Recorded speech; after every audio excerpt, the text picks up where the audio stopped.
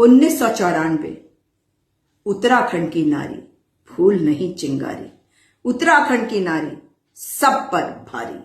और आज फिर से वो मंजर देखा।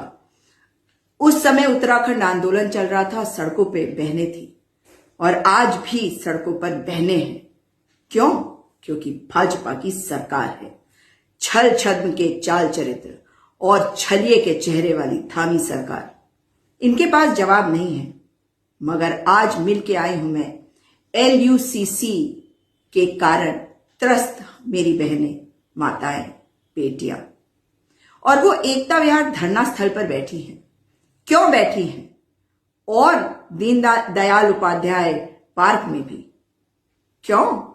क्योंकि ये तो साजिश है शासन प्रशासन की कि पूरे के पूरे संगठन को आप अलग अलग कर दीजिए ताकि इनके आंदोलन को तोड़ने में आसानी हो। पता नहीं मेरी बहनें इस बात को समझती हैं या नहीं। संख्या बल ये सरकार समझती है, संख्या बल समझने के बावजूद उसमें मैनिपुलेशन करती है। 25,000 बहनें LUCC की जद में। अब थोड़ा सा पीछे जाते हैं कि आखिर हुआ क्या है। मेरी माताएं, बहनें, बेटियां, उनकी आंखों में आंसू क्यों हैं?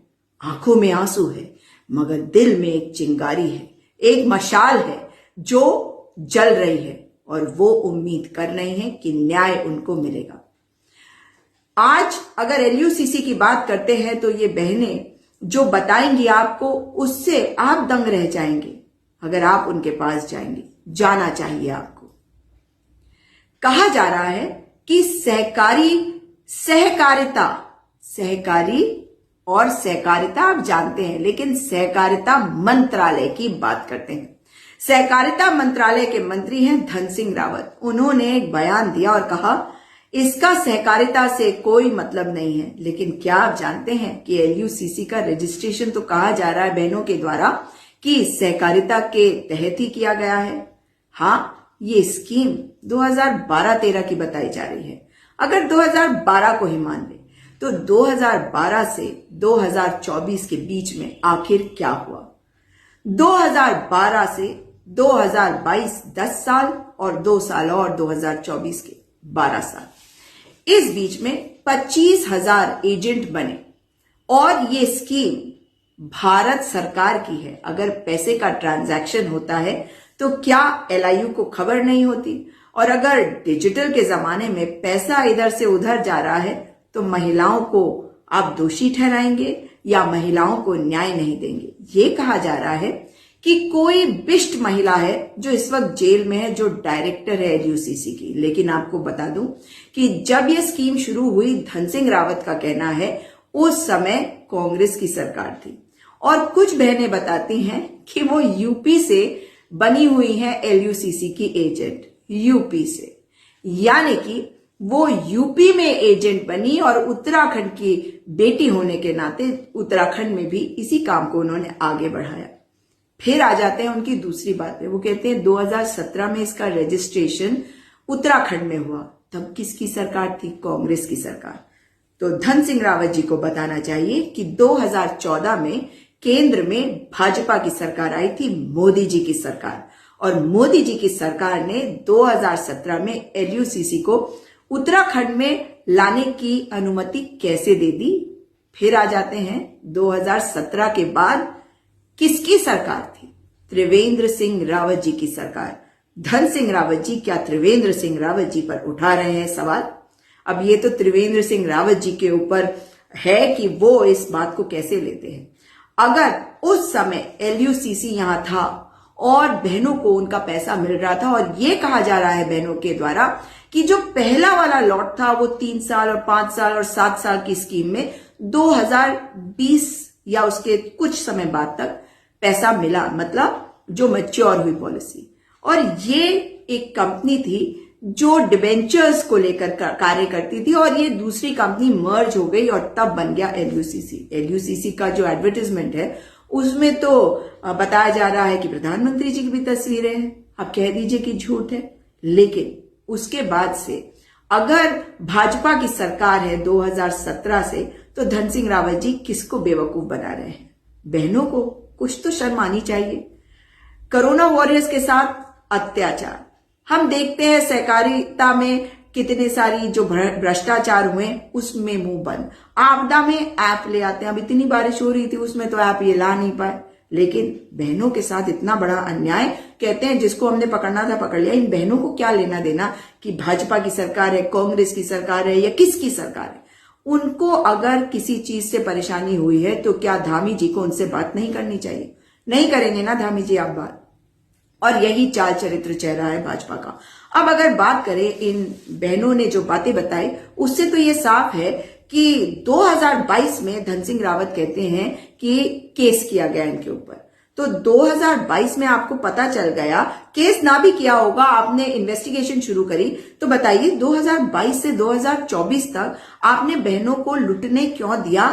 वो तो तब भी लोगों से पैसा इकट्ठा कर रही थी क्योंकि वो एजेंट थी कि पैसा लगाएंगे। लेकिन 2022 में अगर धन सिंह रावत जी ये कहते हैं कि उन्होंने ये पता लगा लिया था कि कुछ गड़बड़ है और कार्रवाई शुरू हो गई थी, तो इन बहनों को आपने सड़क पर क्यों आने दिया? ये धन सिंह रावत जी को जवाब देना है। धन सिंह रावत जी के पास जवाब नहीं है क्योंकि उनके अंदर बेहद अहंकार है। और होता है, कभी कभी आपको लगता है कि किसी कारणवश आपको कोई चीज नहीं मिली तो हीन भावना आ ही जाती है, और इनके साथ ये है।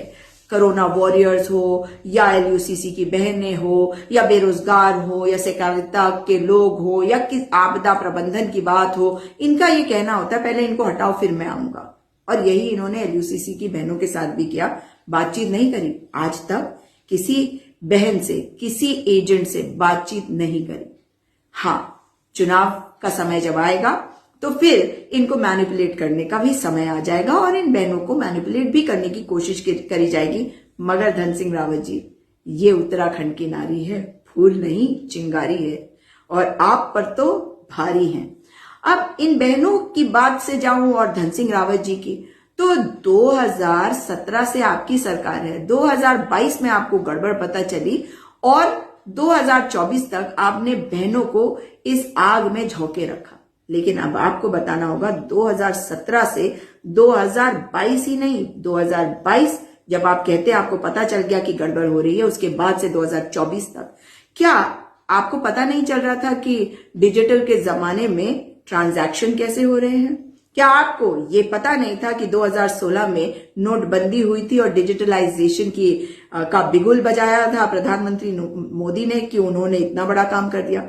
तो आप उनकी बेइज्जती क्यों कर रहे हैं? आप प्रधानमंत्री की बेइज्जती कर रहे हैं, मंत्री धन सिंह रावत जी, क्योंकि आप सहकारिता के मंत्री हैं और सहकारिता में ये रजिस्टर्ड है और आप महिलाओं की सुन नहीं रहे हैं और आप कह रहे हैं कि सहकारिता में ये नहीं है।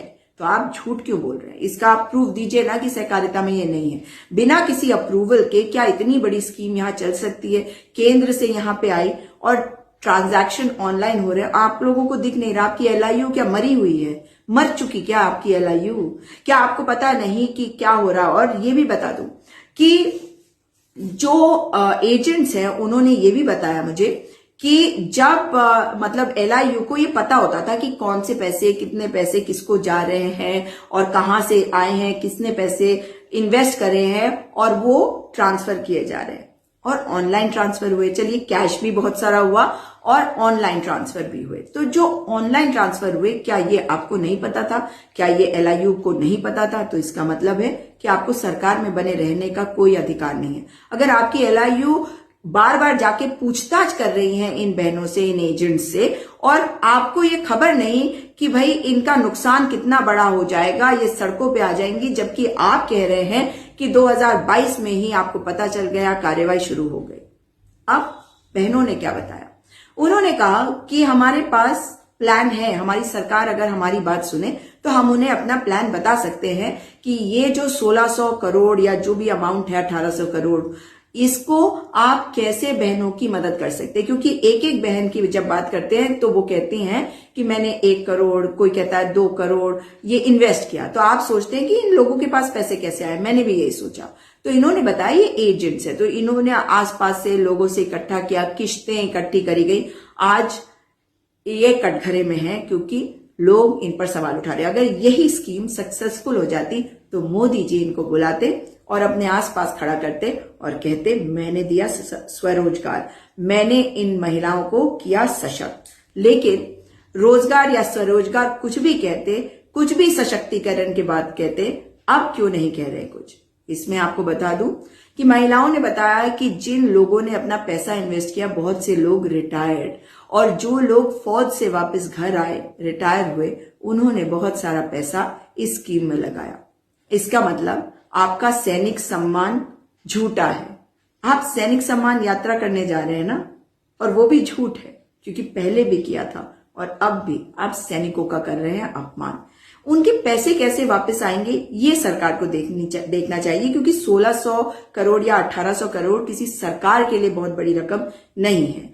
अगर महिलाओं ने ये पैसा लिया है तो क्या आपकी जिम्मेदारी नहीं है कि ना केवल उन लोगों को सजा देकर उनकी संपत्ति कुर्क करके पैसा निकाले, या उनके पास जो पैसा है उसको किस तरह से दोबारा से निकाला जाए उनसे और ये दिया जाए। कोर्ट में मामला अलग होता है, लेकिन डे टू डे जिंदगी जो जीनी होती है वो लोगों को जीनी होती है। इन महिलाओं को घर से भी सुनना पड़ता है, इन महिलाओं के बच्चों को भी सुनना पड़ता है। और अब एकता विहार धरना स्थल से आई हूं, जहां पे बहनें बैठी हैं, और ये बहनें वहां पर अपने अपने इमोशंस पर काबू भी कर रही हैं, और इनके अंदर एक चिंगारी भी है। आप इन्हें भला ही अलग करने की कोशिश कर ले, लेकिन जब जनता अपने पे आ जाती है ना, तो फिर वो किसी को नहीं छोड़ती, क्योंकि जनता के अपने तरीके होते हैं अपनी बात को करने के। आप सोशल मीडिया पे बैन लगा दीजिए, आप उन्हें अलग ग्रुप्स में डाल दीजिए, आप कुछ भी कर लीजिए, लेकिन उत्तराखंड की महिला की शक्ति को आप अंडर एस्टिमेट कर रहे हैं, प्रधानमंत्री जी भी और उनके मुख्यमंत्री जी भी। ये जो महिलाएं हैं ना, ये 5 किलो राशन के लिए नहीं बनी हुई हैं, ये अपने अधिकार लेने वाली महिलाएं हैं, ये अपना अधिकार लेकर रहेंगी। लेकिन एलयूसीसी में क्या प्रधानमंत्री जी की फोटो छपी थी किसी एडवर्टाइजमेंट में? ये धन सिंह रावत जी आप बता दीजिए। और धन सिंह रावत जी ये बता दीजिए कि जब 2012 में ये स्कीम आई और उसके बाद 2014 में केंद्र में मोदी जी की सरकार आई, तो ये स्कीम चलती कैसे रह गई? इस पे मोदी जी की तस्वीर कैसे आ गई? फिर 2017 में त्रिवेंद्र सिंह रावत जी की सरकार आई, 2017 में इस स्कीम को उत्तराखंड लाया गया। तो आपकी सरकार जैसे ही आई, आपने ये सब बंद क्यों नहीं कर दिया?